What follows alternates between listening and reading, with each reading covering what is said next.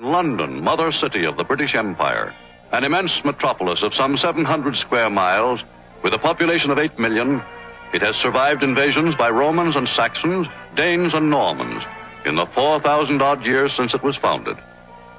Today, battered but indomitable, London is still in the process of recovering from the greatest ordeal of its long history.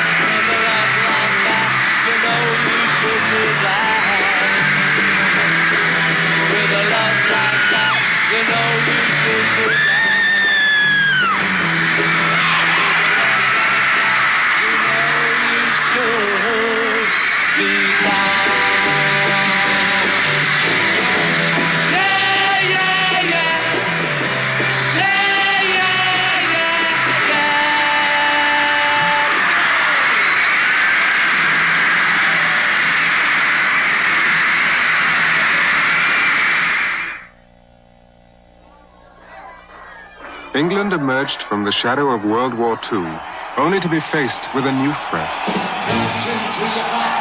American rock and roll. Post-war prosperity had provided British teenagers with a new sense of freedom and a considerable passion for all things American. So when this raucous, rebellious new music finally crossed the Atlantic, the reception it received made even the recent coronation seem dull by comparison.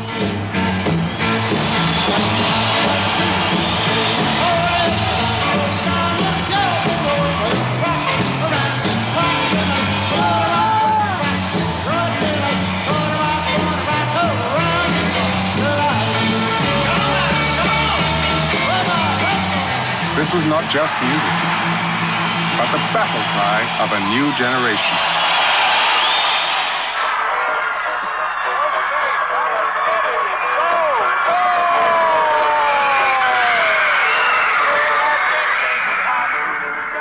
As might be expected, the British music moguls tried to produce their own rock and roll stars.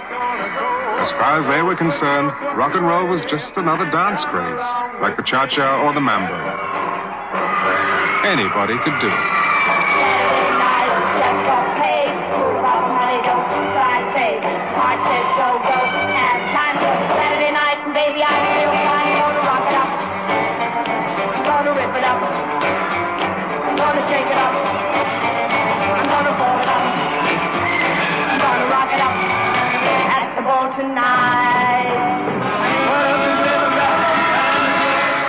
Some of these performers did become popular. But if they ever displayed any real feeling for rock and roll, it was eventually tamed by an industry intent upon turning everything into wholesome family entertainment.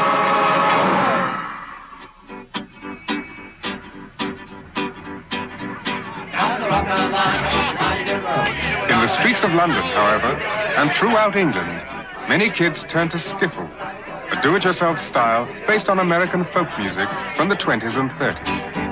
I may be right, I may be wrong. You know you're gonna miss me when I'm gone.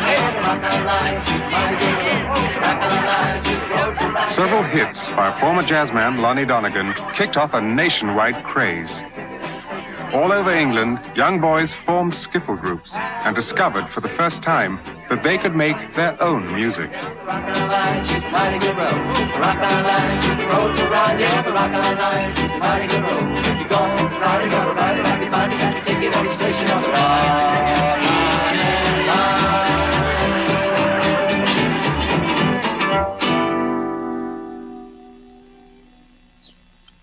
Things were changing, but very slowly. England was a small country, still bound by Victorian tradition and firmly divided into classes. A conservative atmosphere prevailed in which children expected to do what their parents had done and to be the sort of people they were. So when Skiffle died and Bill Haley went home, most kids resigned themselves to the kind of inoffensive pop music their parents had liked. Everything returned to normal, or so it seemed.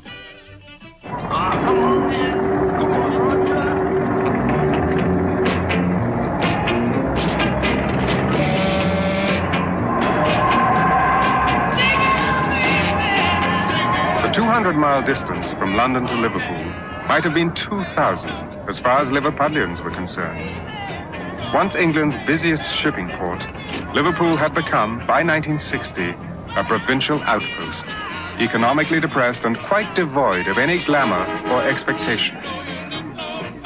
Yet while the rest of Britain returned to the safe sounds of Cliff Richard and Helen Shapiro, teenagers in Liverpool kept listening to American rock and roll.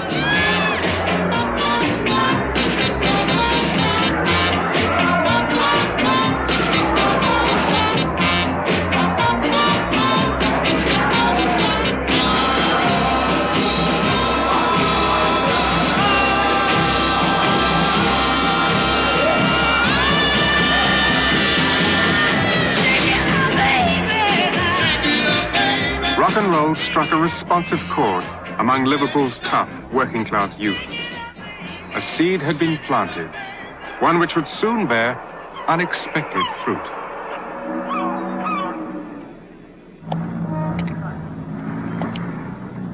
As rock and roll spread throughout Merseyside, young boys began trading in their skiffle kits for electric guitars and professional drum sets.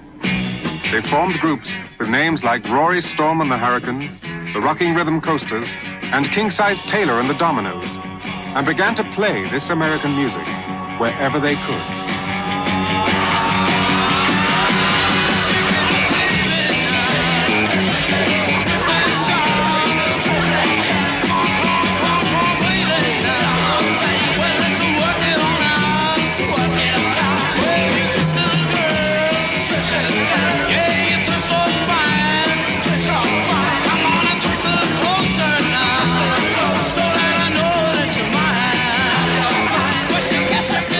A thriving club scene soon developed, one without precedent anywhere in England.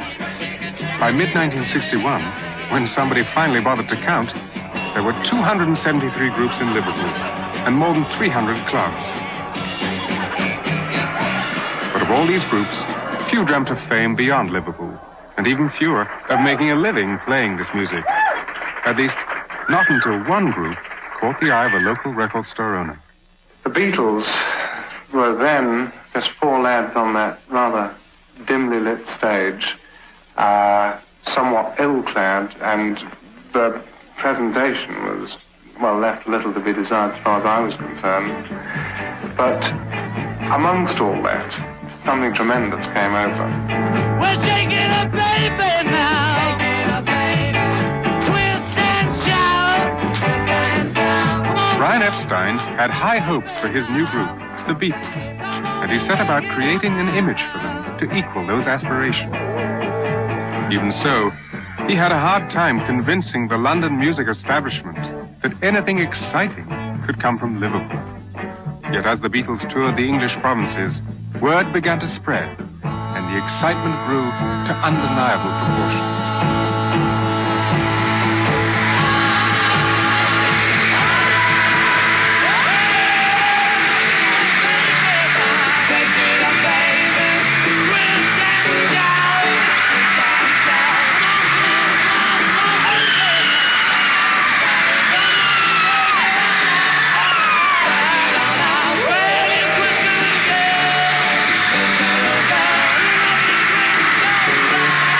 It's all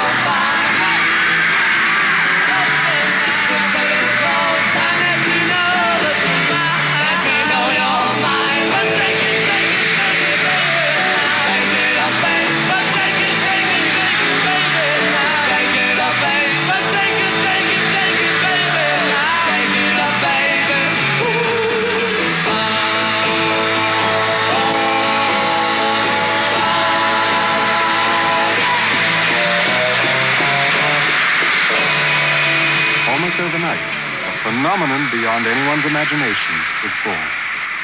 The Beatles looked and sounded unlike anything that had come before.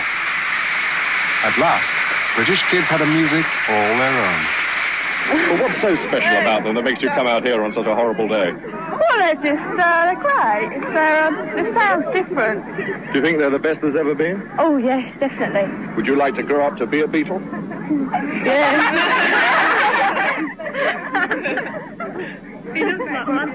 Shut up.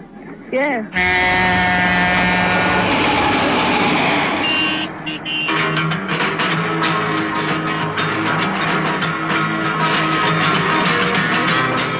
The race was on. Within weeks of the Beatles' success, record executives began rushing north to Liverpool, each determined to capture for his label the next big group. It's gonna be all right. The first to be signed was Jerry and the Pacemakers. The day you came my way, I knew I would stay close by your side to keep you satisfied. It's gonna be all right. It's gonna be all right. Top new disc or TV singer, Jerry Marsden. Producing hit after hit, Pacemakers soon rivaled the Beatles as Britain's most popular group. Never thought I'd find a girl like you. Now I know I'll never be. As the Pacemakers skyrocketed to national attention, it became apparent that this music craze would not end with the Beatles.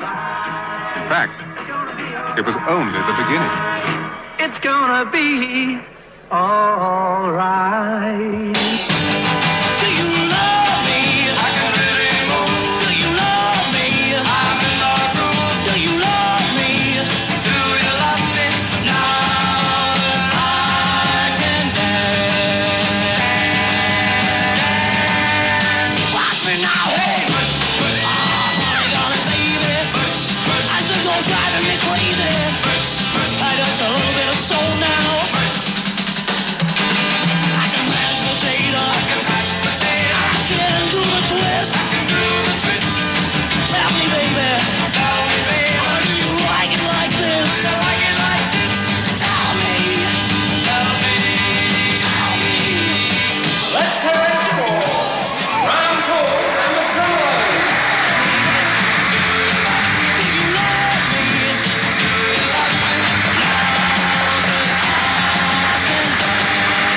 Suddenly, no one could say who'd go to the top next.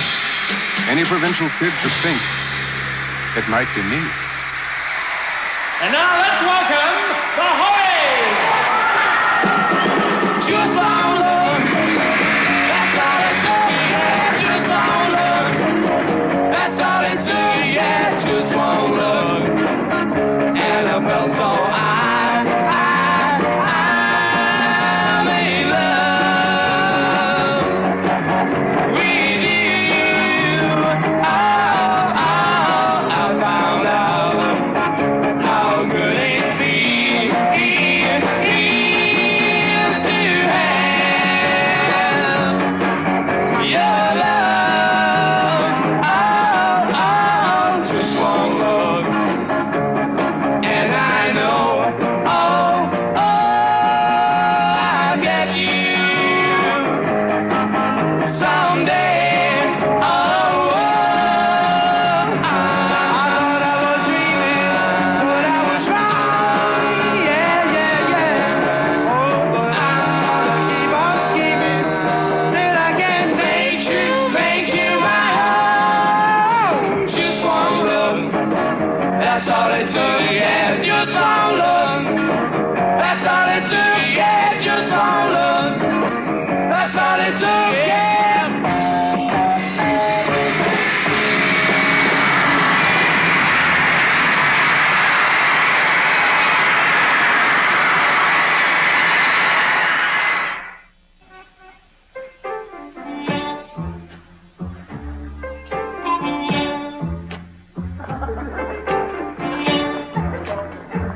I don't want you to be no slave. Not every British teenager was as taken by the Mersey sound as it might have seemed. In and around London, an entirely different scene had developed. One based on the raw sounds of traditional American blues. I just want to make love. Unlike their Liverpool counterparts, these fans were university and art college students, young bohemians, infatuated with this dark, obscure music. I don't want your money too. I just want to make love. Night after night, these R&B disciples flocked to the London suburb of Ealing, to a basement club run by Alexis Corner. There they could listen to performances by Corner's own group, Blues Incorporated, or to records by Chicago bluesmen such as Howlin' Wolf, Willie Dixon, and Muddy Waters. That's the number we made, ladies and gentlemen. I think you have it over here. Of course, I know you have it over here. Inspired by Corner's example, a number of young blues enthusiasts formed their own groups and began playing in small clubs around London.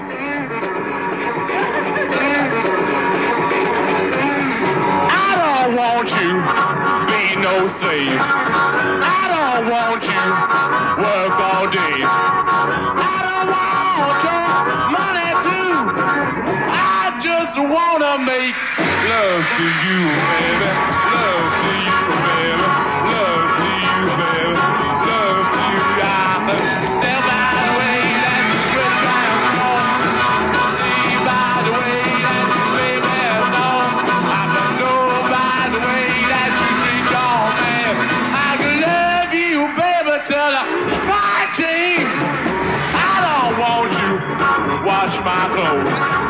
I don't want you keep my home.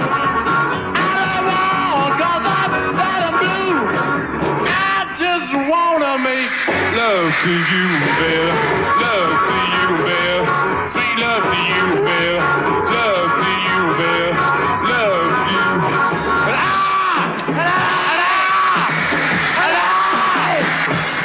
I just wanna make love to you.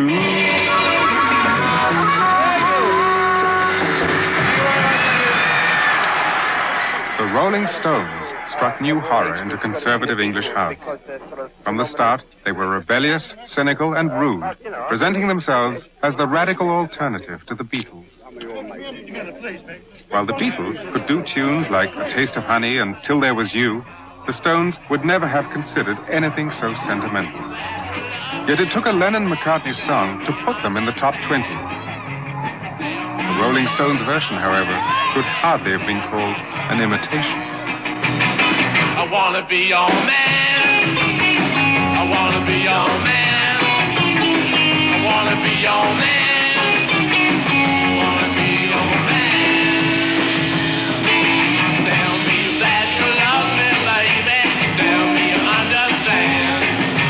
Tell me that you love me, baby. Tell me you understand.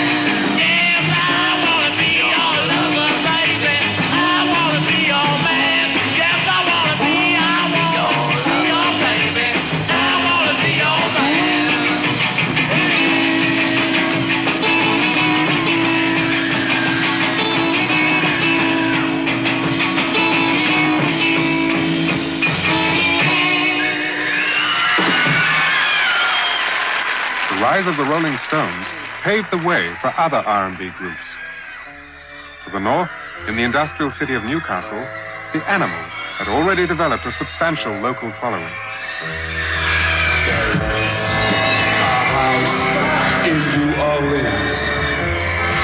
They call the rising sun.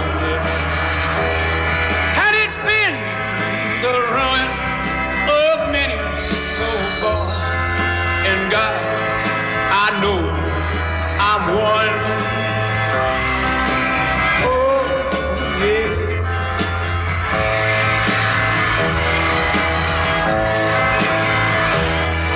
My mother was a tailor. She sewed my new blue jeans, yeah.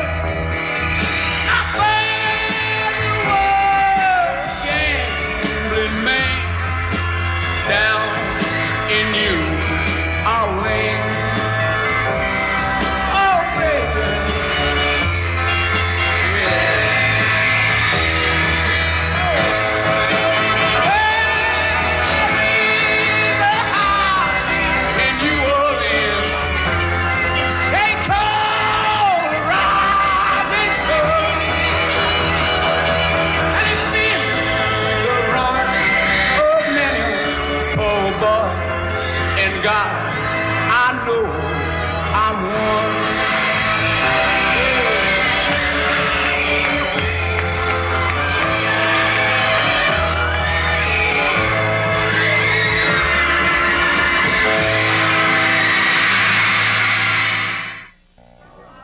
In London, the Ravens had been playing pubs and debutante parties for about 2 years. Success eluded them, however, until they began writing their own songs and changed their name to The Kinks.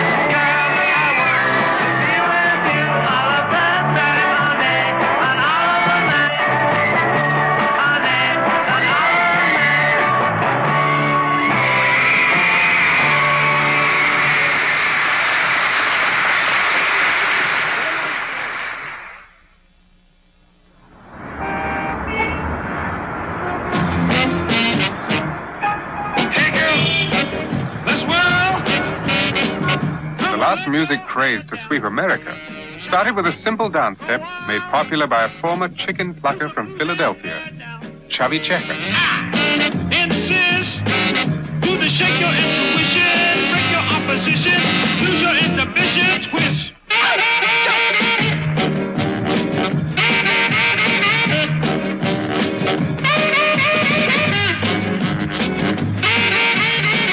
Ironically, the kind of rock and roll the British had learned to love had just about vanished in America. By 1963, with some exceptions, the U.S. hit parade had little more to offer than predictable pop songs and trite novelty numbers. The time was ripe for something, anything, to break the monotony.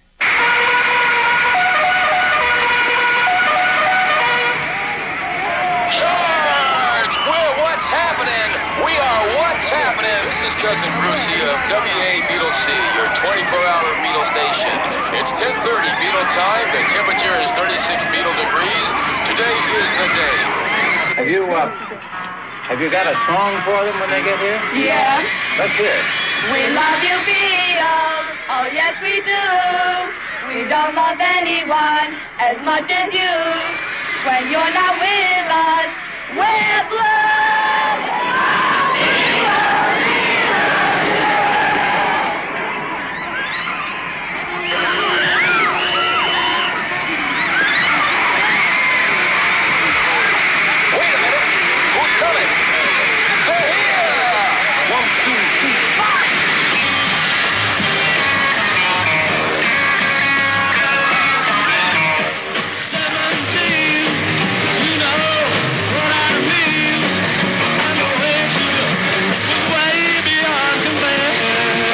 Hysterical outpouring of adoration met them at every turn. The Beatles had brought America's music home, and Americans reacted as though they were hearing it for the first time. And he said you had unresolved leading tones, a false modal frame ending up as a plain diatonic. What would you say to that? Well, we're going to see a doctor about that. No, he's just copying the fella in the London Times. Well, that's just rock and roll. It just happened to be right. Well, what do you think made the difference that suddenly put you up above the other group? Well, we got the record contract.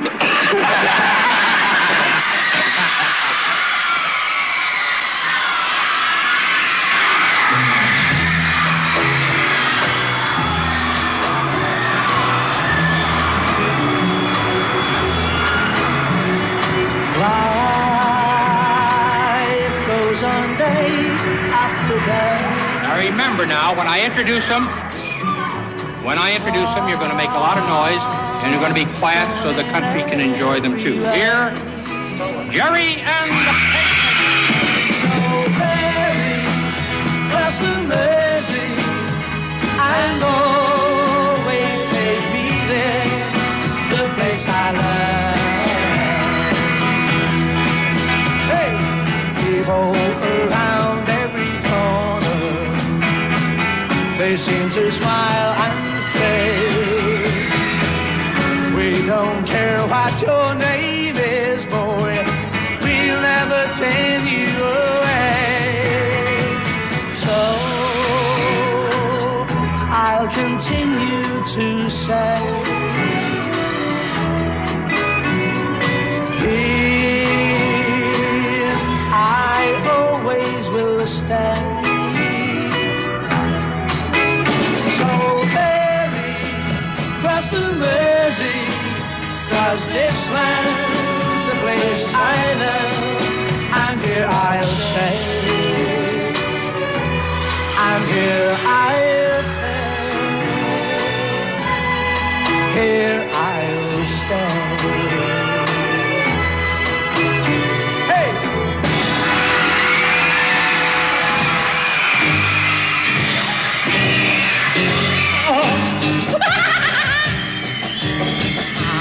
Telling you now, I'm telling you right away, I'm saying for many a day, I'm in love with you now.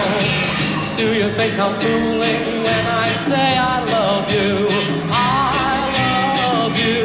Maybe you believe me when I'm finally through. I'm telling you now, I know it's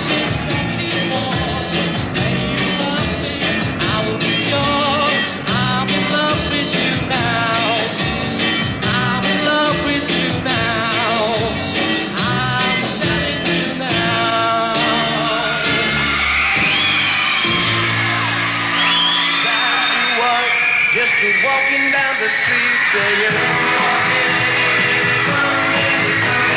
bopping her fingers and shuffling her feet singing,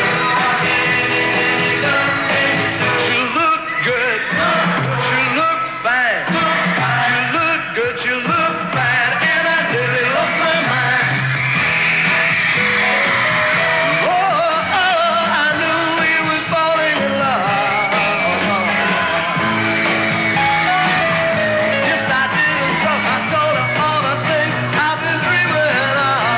Now we're together nearly every single day. Come on, sing it. We're so happy, and that's how we're gonna stay together. Well, I'm yours, and you're mine. I'm yours, you're mine. We're together time. Oh, yeah, all right. Well, everybody sing it one time. Just one more time.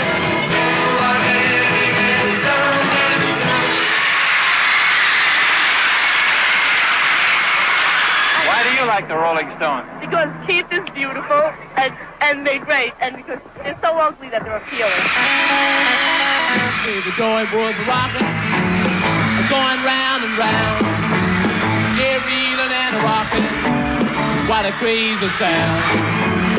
But they never stopped rocking. I think that the Rolling Stones have a lot more sex appeal than the Beatles do. I didn't sound so sweet. I had to take me a chance.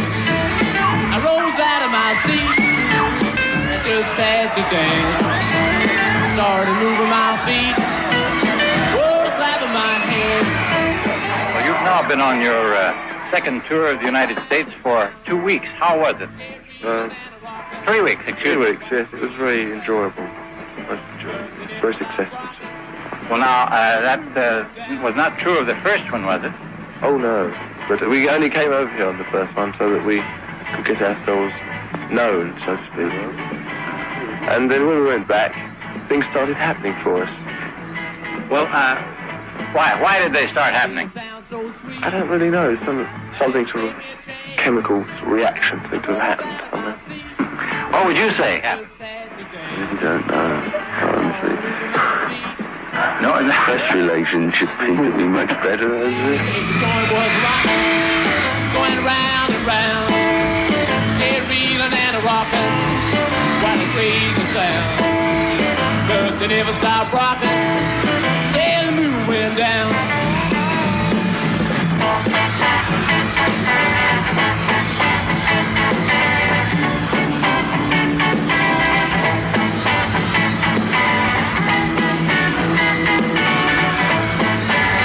When 12 o'clock, I get the place back. The front doors are locked. I get the places packed. And when the police knock, those doors are back. But they keep on rocking, going round and round. Get reeling and a rocking, what a crazy sound. But they never stop rocking, till the moon went down. Saying the joy by the rockin', going round and round. Yeah, reeling and rockin', what a crazy sound. And they never stop rockin', till the moon went down.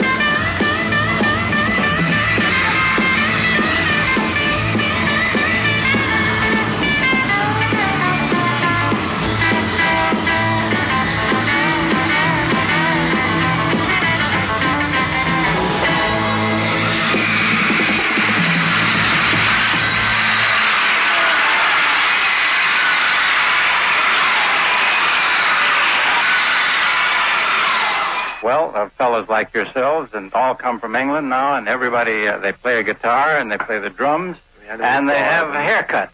Oh, yes. The Animal 5 we're talking about. Yes, that's right. Oh, yeah, the Animal 5. You don't think much of them.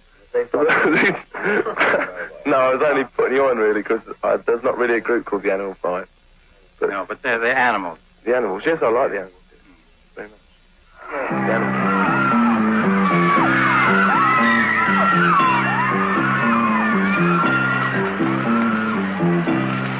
Dirty old part of the city where the sun refused to shine, yeah. People tell me there ain't no use to try.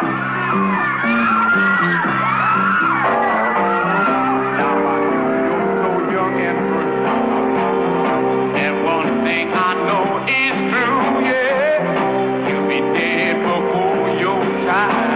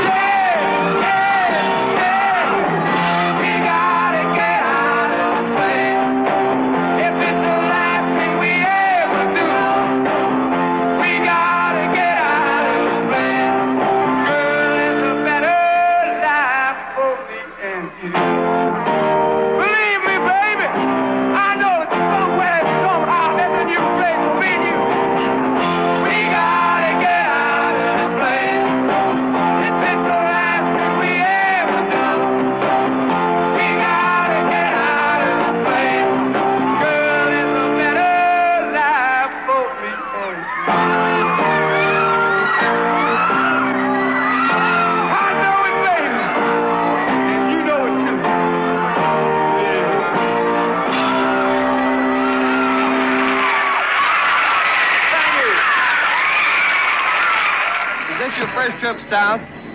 No, we've been to Texas before. Where are you going when you leave here?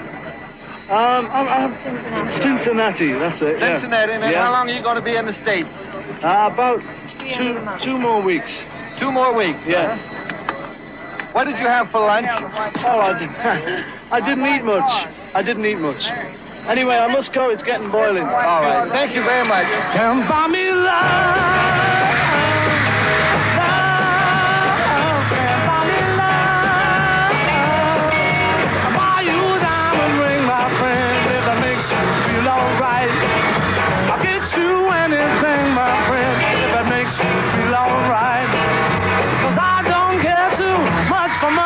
Money can buy me love. What began as an invasion soon became an occupation. By the end of 1964, British music and British musicians were everywhere. But I don't care too much for money. Money can buy me love.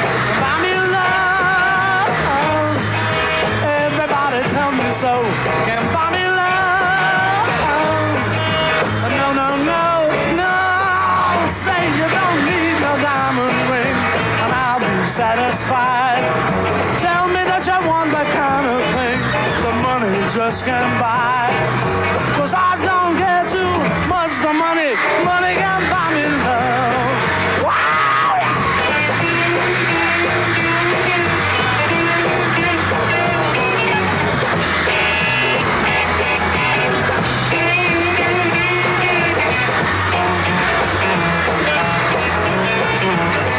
Can buy me love. Everybody tell me so. Can buy me love. No, no, no, no. Say you don't need no diamond ring, and I'll be satisfied.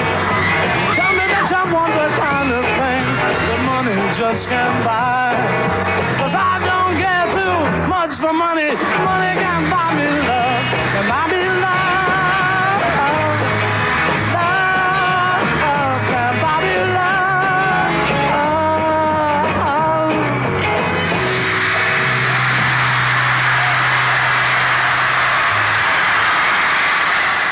Do you have a ticket for the show tonight? Yes. Or are you going to the afternoon or evening performance? The evening. And who do you say lied to you? The police did. What did they tell you, hon? They told us they'd come down there. And they wouldn't let you come down here? Is that anything to cry over? When you wait 2.5 years, it is. Are you disappointed that not enough people have come out here to fill all the seats? Some of them are empty. You think the Beatles are not as popular as they once were? No. More popular? No. About what? They're less popular than they were months ago. Really? I bet there's another group you like better now than the Beatles. Is there? There is. Which one? Herman and the Hermits. Let's have everyone clap. Clapping! Above your heads so I can see them.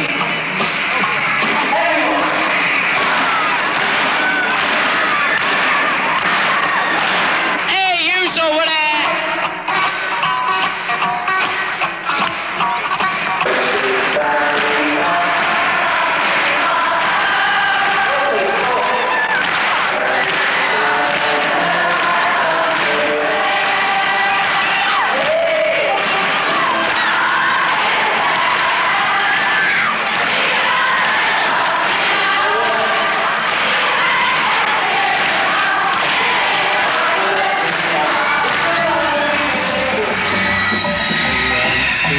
Turn those things I bolted.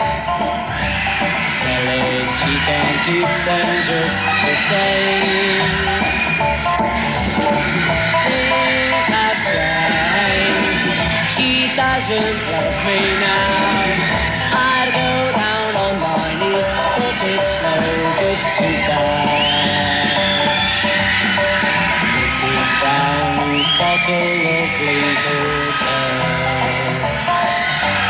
Mrs. Brown, bottle of water.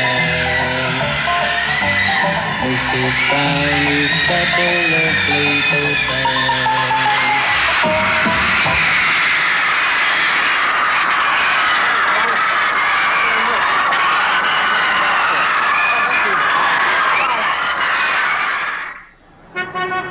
Back in England, pop music had inspired a dazzling new culture. All roads now led to London, as the reign of a new pop aristocracy transformed England's capital into the swingingest city in the world.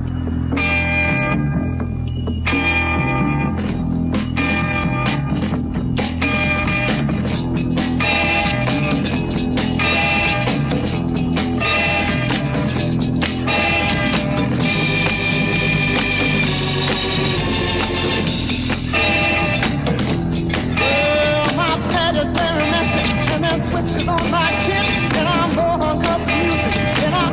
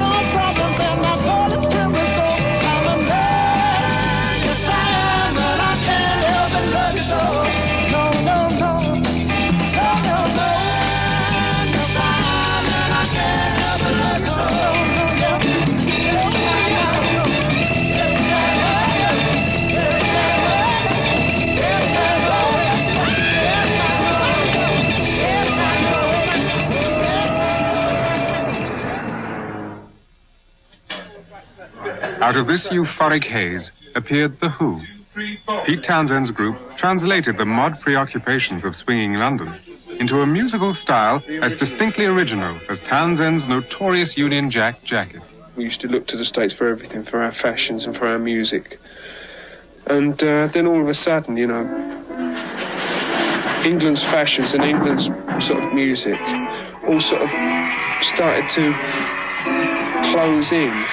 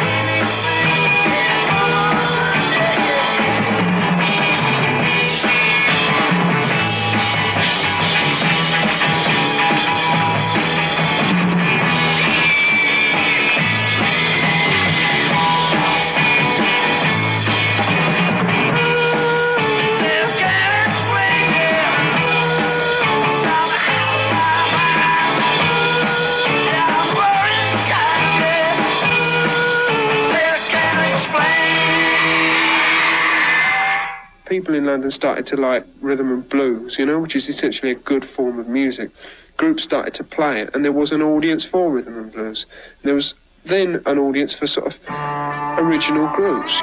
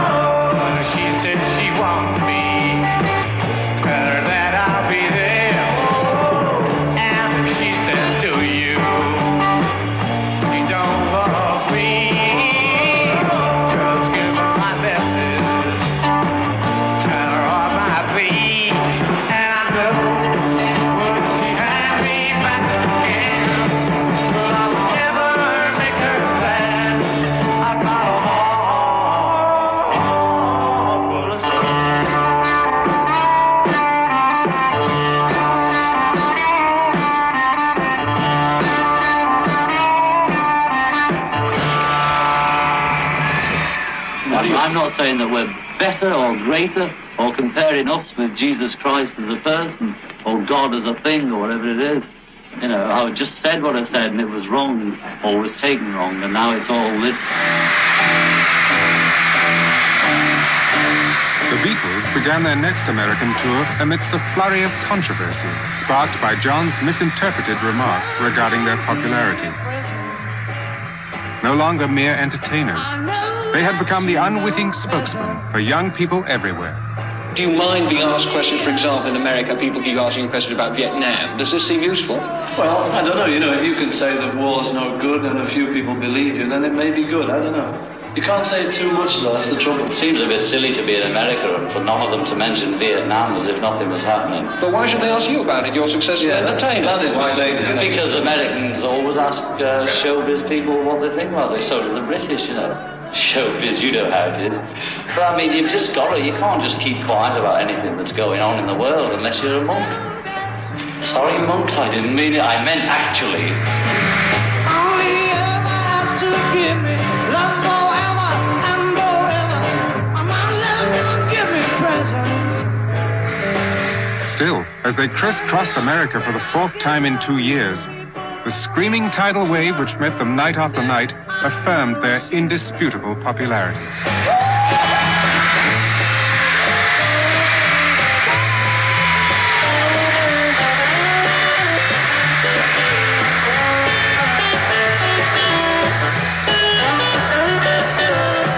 Yet touring proved to be a life on the run. The pressured atmosphere left little room for musical progress. Tired of being shuttled from one stage to the next, they yearned for the peace and quiet of the recording studio. Returning to England, the Beatles announced, to the astonishment of their fans, that they had given their last concert.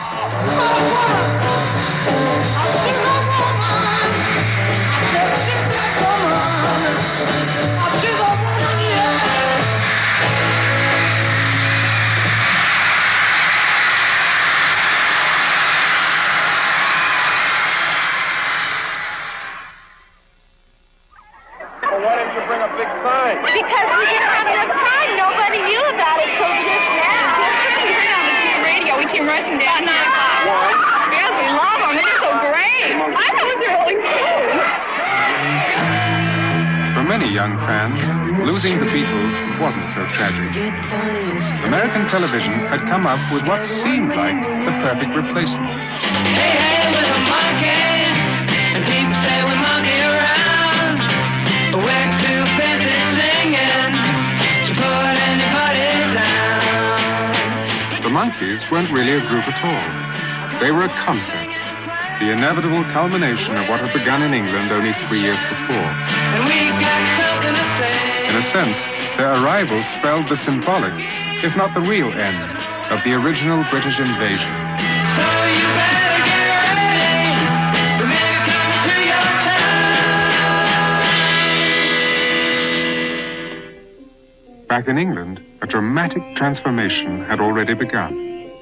The Beatles emerged from the studio with an album that astonished the world, Sgt. Pepper.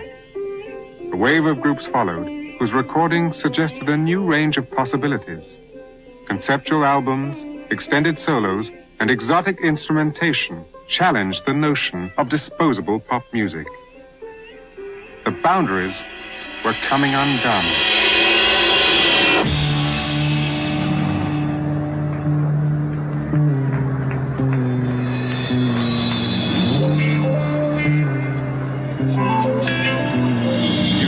The leaden winter would bring you down forever, but you rode upon a steamer to the violence of the sun.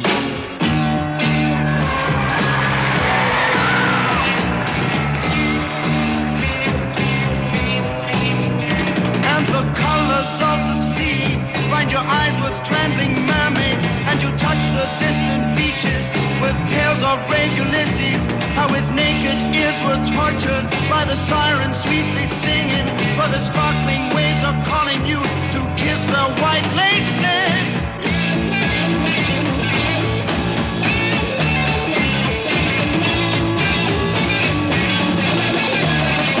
Tiny purple fishes run laughing through your fingers, and you want to take her with you to the hard land of the winter.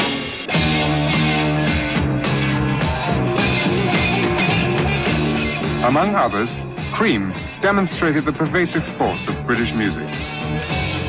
But the scene was shifting.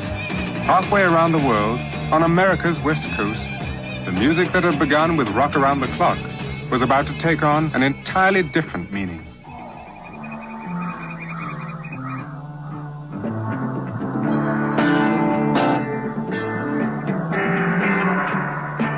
As thousands of young people flocked to San Francisco's Haight-Ashbury during the 1967 Summer of Love, it was apparent that music had become more than a symbol.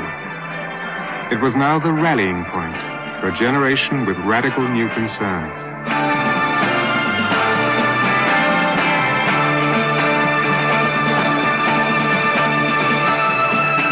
Have you ever been to London?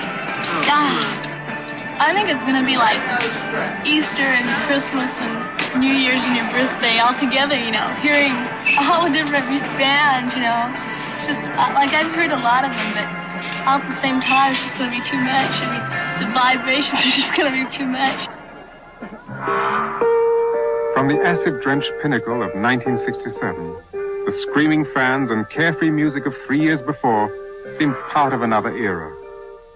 The sparkling visions of that summer heralded a golden age, one which might stretch on into eternity.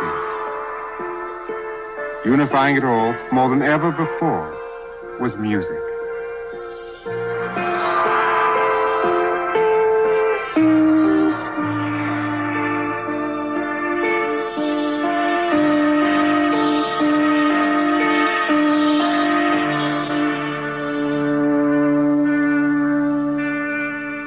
By the end of 1967, England's domination of both the American and British music scenes had come to an end.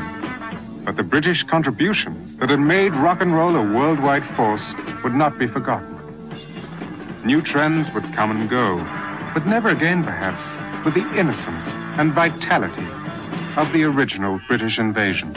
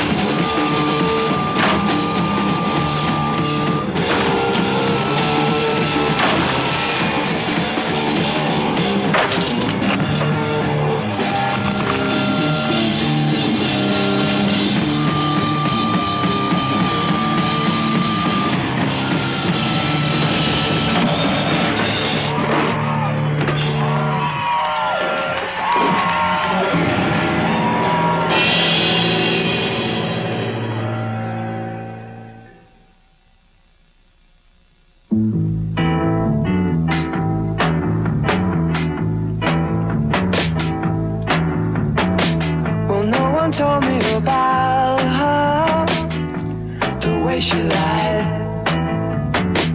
Well, no one told me about her, how many people cried.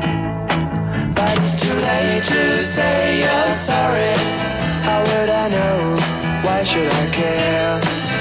Please don't bother trying to find her. She's not there. Well, let me tell you about the way she looked. The way she had tan, the color of her hair. Her voice was soft and cool, her eyes were clear and bright, but she's not there.